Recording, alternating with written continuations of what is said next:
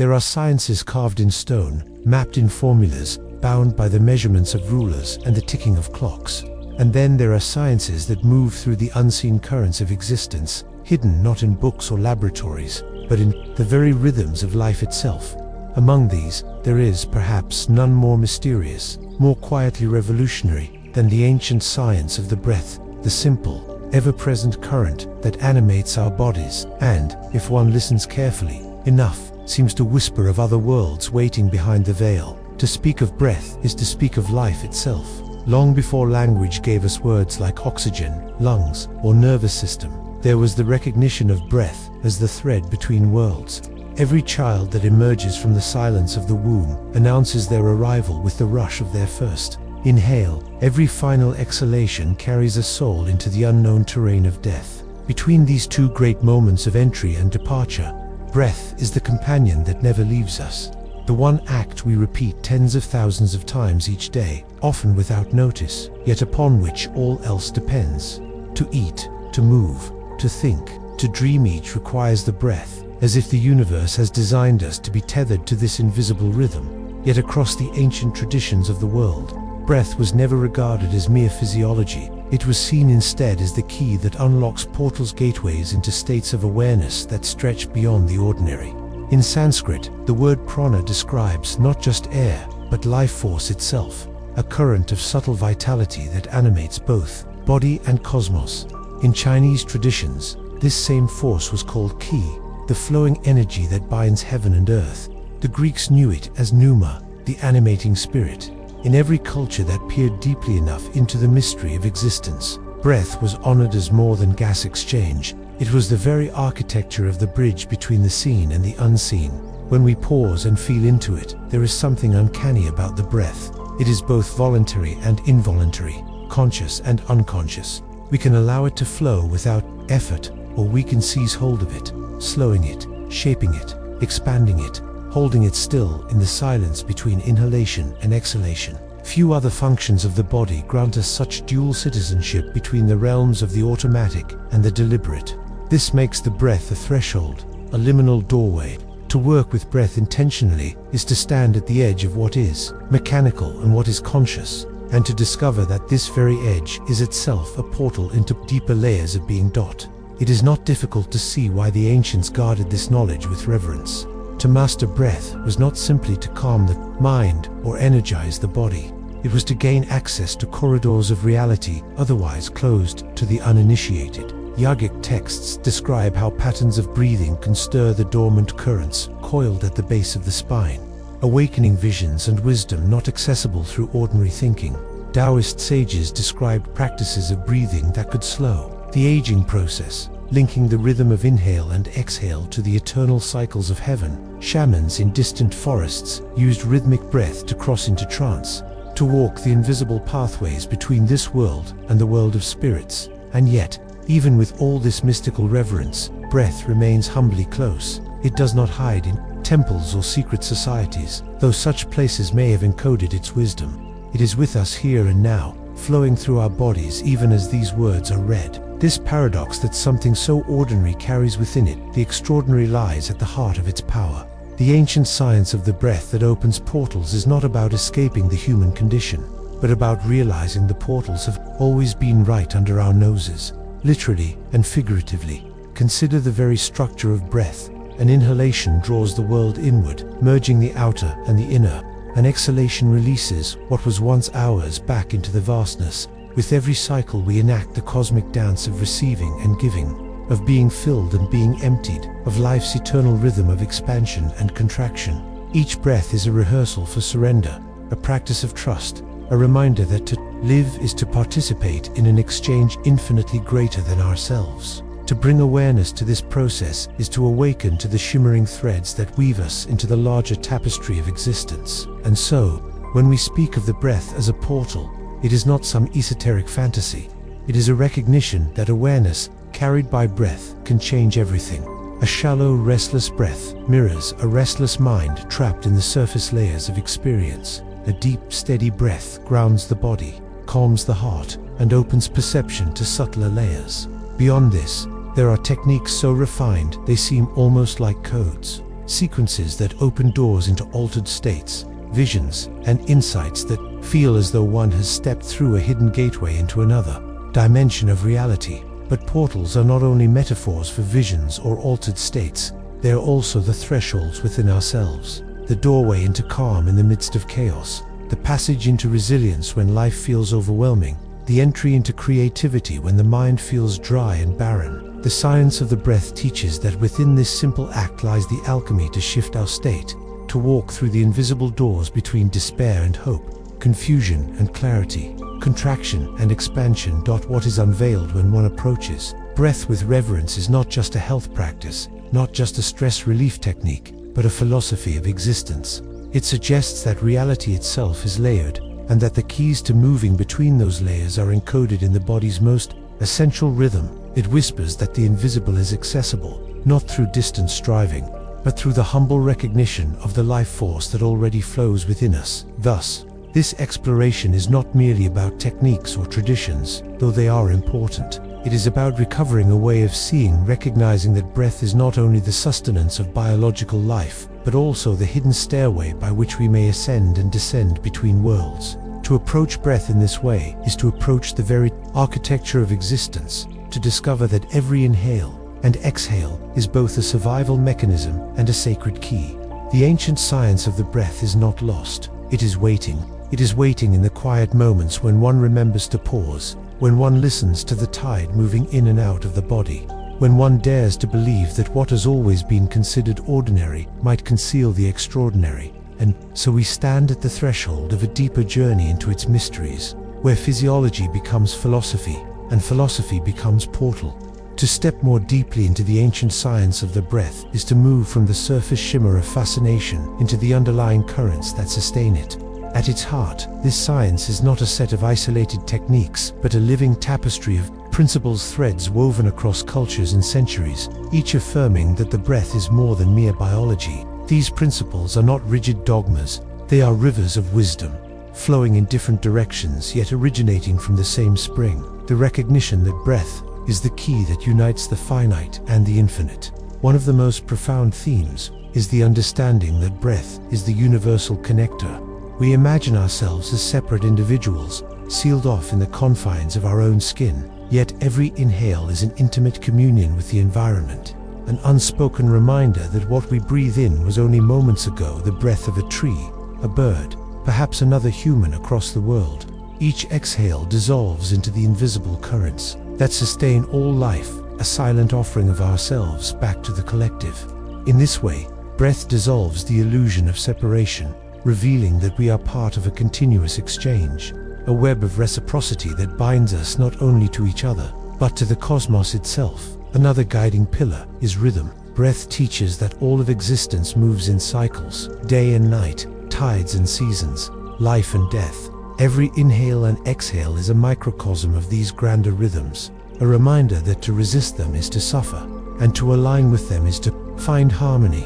When we attune to breath, we remember that everything flows between polarities, expansion and contraction, receiving and giving, birth and dissolution. The ancients saw in this rhythm not just a biological fact, but a cosmic law, mirrored in the pulsing of galaxies and the spiraling of galaxies, as if the breath of the human body is an echo of the breath of the universe itself. Equally essential is the theme of awareness. Breath occurs whether or not we notice it, yet the moment we bring attention to it, something transformative happens.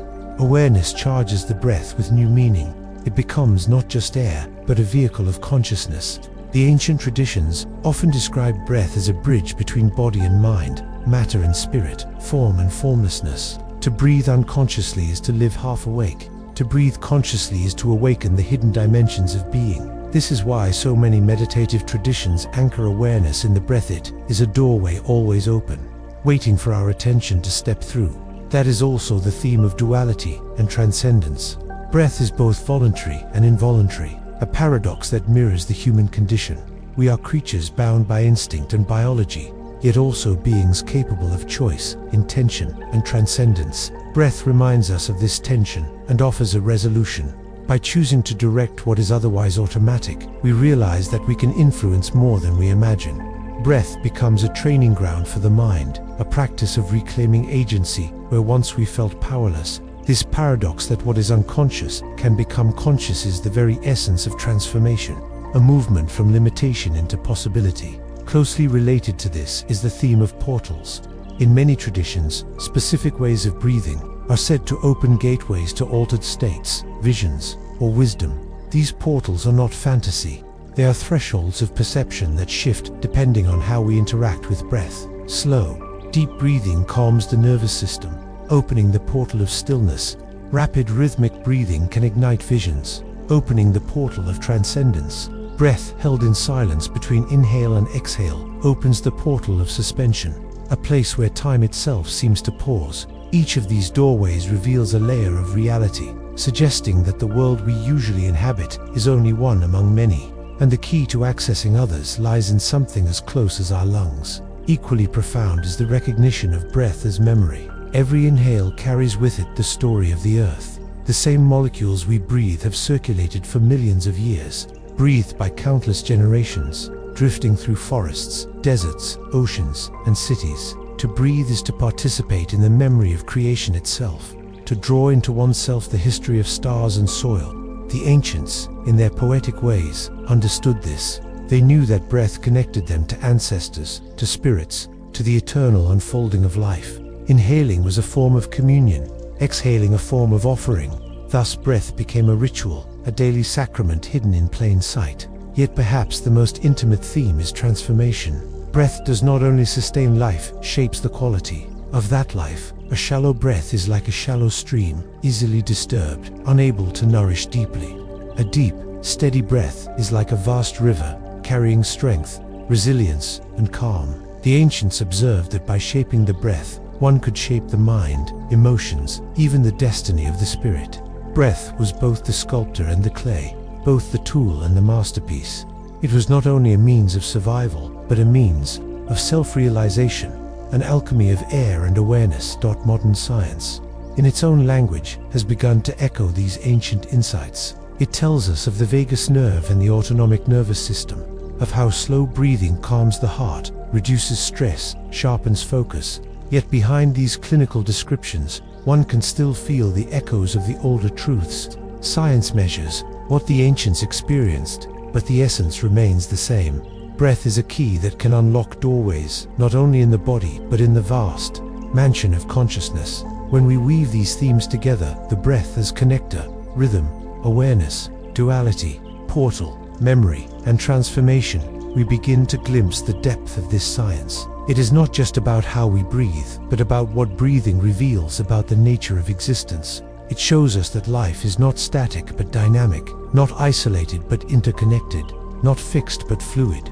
Breath teaches us to live as participants in the great dance of being, to move with the rhythms of the cosmos rather than against them, to recognize that each inhale and exhale is both utterly ordinary and utterly sacred. In this recognition, the breath becomes a teacher, a guide, and a key. It leads us beyond the surface appearances of life into the hidden architecture that underlies it. And as with any true science, it does not ask for blind belief, but for practice, for presence, for the courage to step through the doors it opens. To explore the science of breath only through themes and principles is to trace the outlines of a map without ever stepping into the landscape itself. The ancients did not merely analyze the breath, they wove it into stories, myths, and allegories, recognizing that what is most profound is often best conveyed through symbols that speak not only to the intellect but to the soul. These symbolic narratives are not distractions from truth but vessels of it, designed to carry wisdom across generations, to slip past the defenses of logic and awaken something deeper within. One such story is that of the cosmic flute. In certain traditions, the universe itself is said to be breathed into being, as though existence emerged from the exhalation of a divine musician. Every living being, in this vision, is like a hollow flute, a channel through which the breath of creation plays its endless song. When our breath is shallow, distracted, or restless, the music is distorted, faint, uncertain. When our breath is steady and open, the flute resonates with clarity, allowing the great song to pass through us, unimpeded. Thus, the act of conscious breathing becomes not merely personal regulation, but participation in the ongoing symphony of creation. To breathe with awareness is to become an instrument finely tuned to the music of the cosmos. Another narrative whispers of the breath as a sacred river. Imagine the body as a landscape and the breath as a stream flowing through it, carrying nourishment, cleansing what is stagnant, carving pathways over time. This river has many currents. At the surface, it refreshes the body, feeding the cells. At deeper levels, it nourishes the mind, soothing storms of thought. At its deepest, it feeds the soul, washing away illusions and revealing the luminous core of being.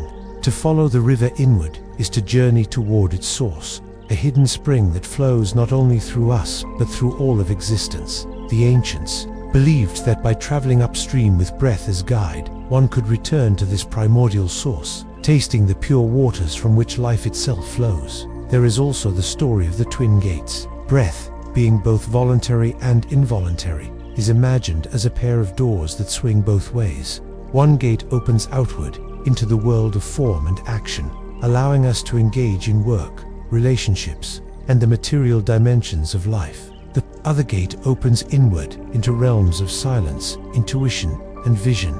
Most live as though only the outer gate exists, breathing unconsciously as they engage with the world. But those who learn to open the inner gate discover that the same breath that carries them through the marketplace of daily life can also carry them into sanctuaries of profound stillness, places where the noise of existence fades and the eternal is revealed. In mystical tales, breath is also portrayed as a ladder. Jacob, in ancient scripture, dreamt of a ladder stretching from earth to heaven, with angels ascending and descending. Breath can be understood as such a ladder, built not of wood or stone but of invisible steps, rising and falling with each inhale and exhale. When the breath is shallow, one lingers on the lower rungs, caught in the density of the physical world. As breath deepens and awareness refines, one climbs higher, each rung an expansion of consciousness, each step a glimpse of subtler realities. The ancients described masters of breath as those who could climb this ladder at will, moving between earth and heaven, body and spirit, as freely as one might walk between rooms. Another symbolic story tells of the hidden fire. The breath, in this vision, is like a bellows, fanning the flame of the inner spirit. If the breath is erratic, the flame sputters. If shallow, the flame dims. But when the breath is rhythmic and steady, the flame grows strong, illuminating the hidden chambers of the heart and mind. The mystics spoke of this inner fire as the light of consciousness itself, a spark of the divine that lies dormant until awakened. Through breath, the fire can be nurtured into brilliance, casting light into places that had long remained in shadow. In this way, breath is not only life but illumination, the means by which one sees into the mysteries of existence. Yet not all the stories of breath are cosmic in scale. Some are intimate, woven into the fabric of daily living. A tale from the East tells of a student who asked his master how enlightenment could be attained.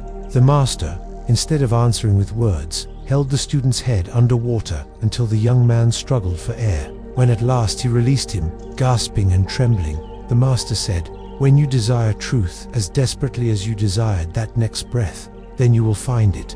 Here, breath becomes not only a physiological need, but a metaphor for longing itself. It teaches that the same urgency with which we cling to breath is the urgency with which the soul must seek wisdom. In other traditions, breath is told as a mirror. It reflects the state of the mind, turbulent when thoughts are chaotic, calm when the mind is at peace, just as the surface of a lake reveals the clarity or distortion of the sky above it. So too does the breath reveal the state of our inner sky. By gazing into this mirror, one learns to see not only the condition of the mind, but the possibility of transforming it. For just as one can still a lake by removing stones thrown into it, so too can one calm the mind by calming the breath. The mirror then reflects, not distortion but truth, a still image of reality as it is. All of these stories, whether of flutes, rivers, gates, ladders, fires, or mirrors, point toward a deeper understanding.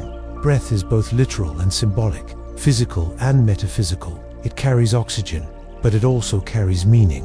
It sustains the body, but it also sustains the mythic imagination. It anchors us in the present moment, while also offering passage into timeless realms. The ancients knew that by telling stories of breath, they could reveal its hidden layers. Layers that are not easily spoken of in the language of science, but which resonate deeply in the language of the soul. And so, to engage with the breath is to step into a living mythology, Each inhale is a story beginning, each exhale a story ending, and between them lies the space where the eternal narrative unfolds. Breath is at once the storyteller and the story, the weaver and the thread, the key and the door. To listen is to remember that within this most ordinary act lies the extraordinary drama of existence itself. It is one thing to speak of the breath as a cosmic flute, a sacred river, or a ladder between worlds. It is another thing entirely to live with this awareness pulsing in the rhythm of daily existence. The true power of the ancient science of breath is not confined to the myths, the temples, or the teachings of sages. It lies in how it shapes the way we move through ordinary moments, how it whispers to us in the noise of cities, in the silence of early mornings, in the weight of our struggles and the sweetness of our joys. To integrate this wisdom is to allow breath to become not merely an idea but a living practice that threads itself into the fabric of real life. Imagine, for instance, the restless churn of modern life, alarms jolting us awake, endless tasks stretching like chains through the hours, the constant hum of screens. In such a world, breath becomes shallow, clipped, forgotten, an afterthought. This kind of breathing mirrors the hurried state of the mind, a perpetual chase without rest.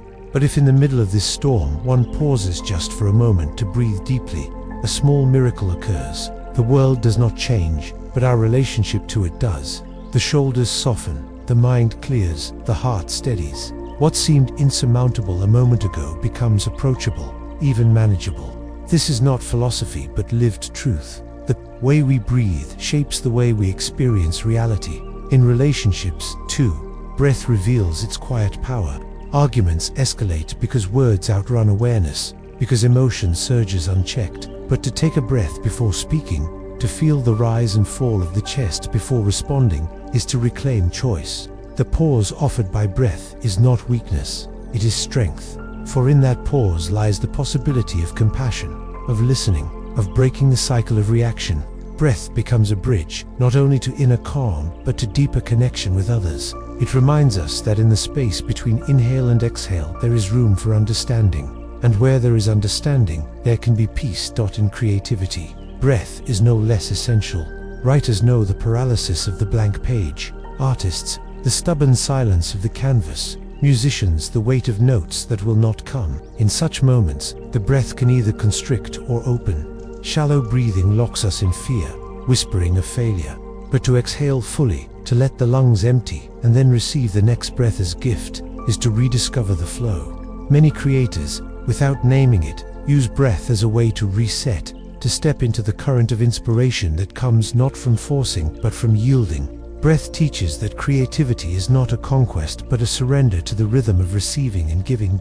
In the realm of health, the implications of breath are profound. Science confirms what the ancients intuited, that slow, mindful breathing activates the body's natural systems of healing, calming stress hormones, lowering blood pressure, nourishing the nervous system. But beyond metrics and measurements, there is something deeply human in this truth. Breath teaches that we are not victims of our biology, doomed to be carried by tides of stress and anxiety. We can participate in our own healing, shaping the currents of the body through something as simple and intimate as how we breathe.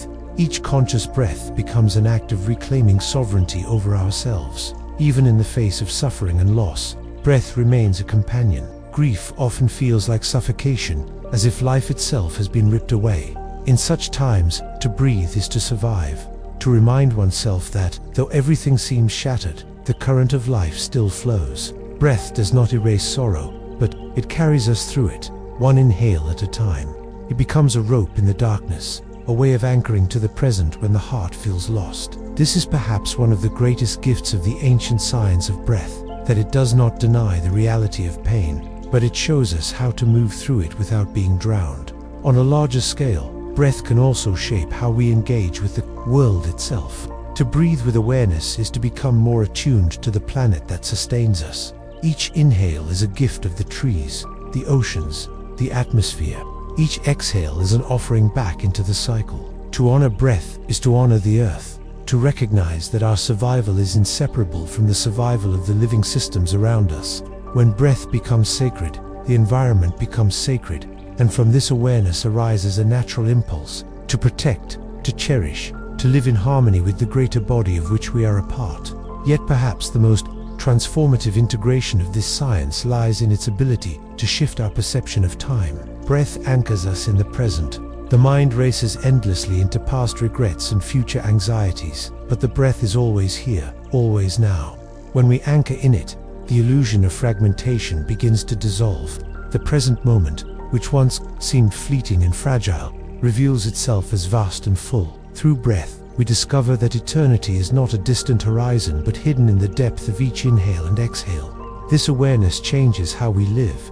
We stop chasing life as though it is elsewhere and begin to inhabit it as though it is already here. Thus, practical integration is not about mastering exotic techniques or withdrawing from the world into caves and monasteries. It is about weaving breath into the simplest of moments, a pause before answering a question, a steadying inhale before stepping onto a crowded street, a deep exhale while gazing at the night sky. It is about living with the recognition that breath is always more than air. It is awareness, presence, transformation. To practice this science is to turn life itself into a meditation, to transform each ordinary moment into a doorway. And so, the implications ripple outward. A world where individuals live in awareness of breath is a world where stress is not an inevitable prison, where relationships are grounded in compassion, where creativity flows more freely, where health is nurtured from within, and where the planet is cherished as the very source of the breath we share. The ancient science of breath, when brought into modern life, becomes not a relic of forgotten wisdom but a living force capable of healing, uniting, and awakening. The journey we have taken through the ancient science of the breath has been like tracing a spiral, beginning with the recognition of its presence, descending into its themes and symbols, flowing into its stories, and finally touching the ground of its application in daily life. Yet the spiral never ends. It continues inward and outward, revealing that breath is not a subject to be studied and left behind, but a living reality that grows with us, deepens with us, and transforms us each time we turn toward it with awareness. To conclude is not to close the book, but to stand at the edge of the portal that breath has always been, waiting for us to step through. The ancients were not naive in their reverence for breath. They knew what we, too, can see if we pause long enough. That breath is the one companion that never abandons us, the one rhythm that remains faithful until the end. Food and water may be absent, friends may come and go, the body may falter. The breath remains, pulsing through us like the heartbeat of life itself. To honor breath is to honor the miracle of existence, to awaken to the truth that life is not a possession to be clutched, but a gift given, moment by moment, inhale by exhale. And yet, this is more than poetic reflection. It is a call to transformation. For what good is it to know of portals if we never step through them? What good is it to speak of sacred rivers and cosmic flutes if we continue to breathe unconsciously, imprisoned by shallow rhythms and restless minds? The invitation is clear: to reclaim breath as a living practice, to allow it to guide us into deeper states of presence, compassion, resilience, and vision. Transformation begins in the smallest of ways. It begins when you notice the breath in a moment of stress and choose to inhale fully rather than tighten into fear. It begins when you pause before speaking, letting the breath shape your words into something more compassionate. It begins when you walk beneath trees and remember that your breath is their exhalation, that their breath is your own. These moments are not trivial, they are thresholds. Each time you choose awareness of breath, you step through a portal from unconscious living into conscious being. But there is also a deeper call, one that echoes the voices of mystics and sages across centuries. They did not practice breathwork merely for health or calmness, though those are gifts. They practiced because they saw in breath the possibility of awakening, the chance to pierce the veil of illusion and glimpse the vastness of existence. They knew that each inhale could draw not only air but the essence of spirit, and that each exhale could release not only carbon but the chains of fear, doubt, and limitation. To practice breath with this awareness is to live at the edge of the infinite, to stand in the meeting place of the human and the divine. In this way, breath becomes not just an act but a philosophy, not just a rhythm but a revelation. It teaches us that we are more than our struggles, more than our stories, more than our fears. It reminds us that within the fragile vessel of the body flows the same current that animates stars, winds, oceans, and galaxies.